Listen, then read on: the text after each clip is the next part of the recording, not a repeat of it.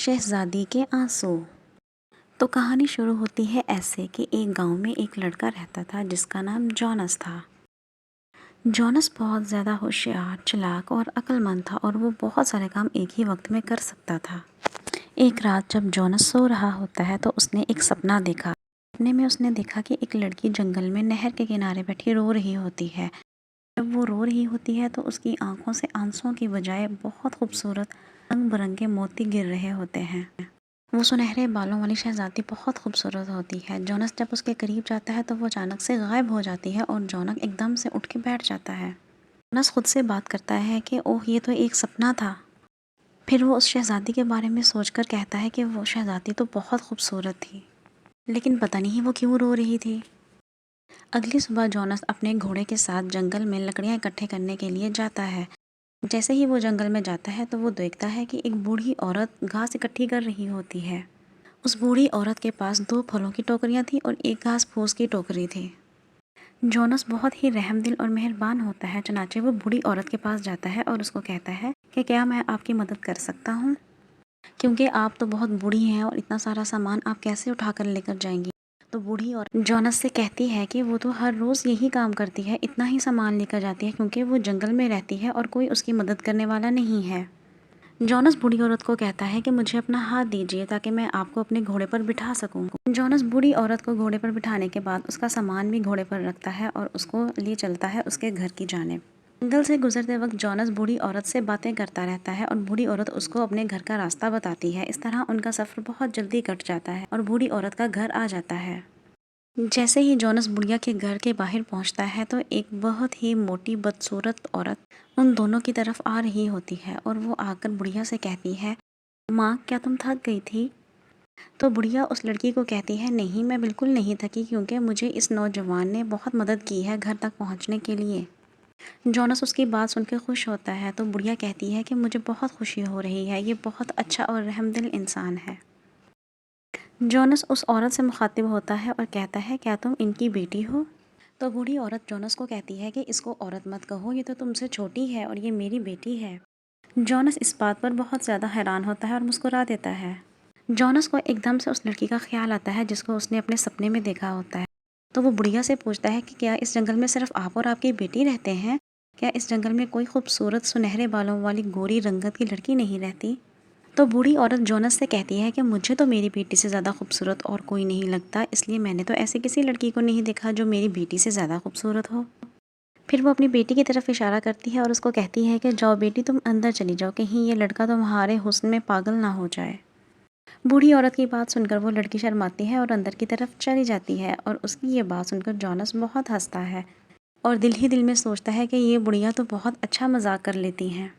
پھر وہ بوڑھی عورت مسکراتی ہے اور اپنی جیب سے ایک ڈبہ نکال کر جونس کو دے دیتی ہے اور اس کو کہتی ہے کہ میں تو غریب ہوں، میرے پاس تمہیں دینے کے لیے اس کے علاوہ اور کچھ بھی نہیں ہے، تو تم یہ ڈبہ رکھ لو۔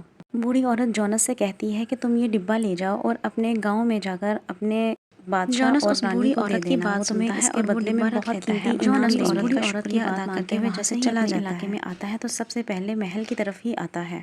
جونس نے وہ ڈبہ نکال کر چوکیدار سے کہا کہ یہ بادشاہ تک پہنچا دو۔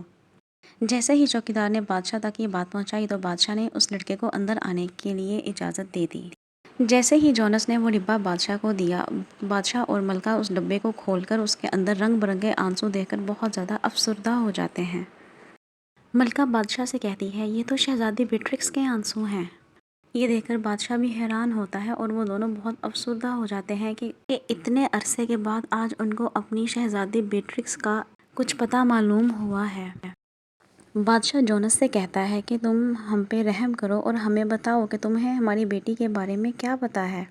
جونس بادشاہ کی بات مانتا ہے اور وہ کھانے کی میز پر ان کے ساتھ بیٹھتا ہے اور ان کو بتاتا ہے کہ وہ جنگل میں گیا تھا اور اس نے ایک بڑھیا کی مدد کی تھی اور اس مدد کے بدلے میں اس بوڑھی عورت نے جونس کو ایک ڈبہ دیا تھا اور کہا تھا کہ یہ ڈبہ جا کے بادشاہ اور ملکہ کو دے دینا، اس لیے میں نے وہ ڈبہ لا کر آپ دونوں کو دے دیا۔ ملکہ جونس سے کہتی ہے کہ میں تمہیں اس کی حقیقت بتاتی ہوں۔ جب ہماری بیٹی بیٹرکس پیدا ہوئی تو ایک پری کو ہم نے دعوت دی۔ اس نیک پری نے بیٹرکس کے جنم کے دن بیٹرکس کو یہ انعام دیا کہ وہ جب جب روئے گی تو اس کے آنسو ایک بہت ہی خوبصورت موتیوں کی مالا کی طرح گریں گے، جو کہ بہت خوبصورت رنگ برنگے اور چمکدار ہوں گے، اور جیسے ہی وہ پری جاتی ہے بیٹرکس روتی ہے تو اس کے آنسو بہت خوبصورت رنگ برنگے موتیوں میں بدل جاتے ہیں۔ ایسے ہی بہت سارا وقت گزر جاتا ہے اور ایک دن بیٹرکس بڑی ہو جاتی ہے۔ وہ بہت ہی خوبصورت سنہرے بالوں والی گلابی رنگت والی لڑکی ہوتی ہے۔ بیٹرکس کی خوبصورتی سے ہر کوئی متاثر ہوتا ہے۔ ایک دن بادشاہ اپنی تینوں شہزادیوں کو اپنے پاس محل میں بلاتا ہے اور ان سے کہتا ہے کہ آج میں یہ بات طے کروں گا کہ آپ تینوں میں سے کون شہزادی یہ گاؤں سنبھال سکتی ہے، اور آپ تینوں جو جواب دیں گی اسی پر میرا بھی فیصلہ منحصر ہوگا۔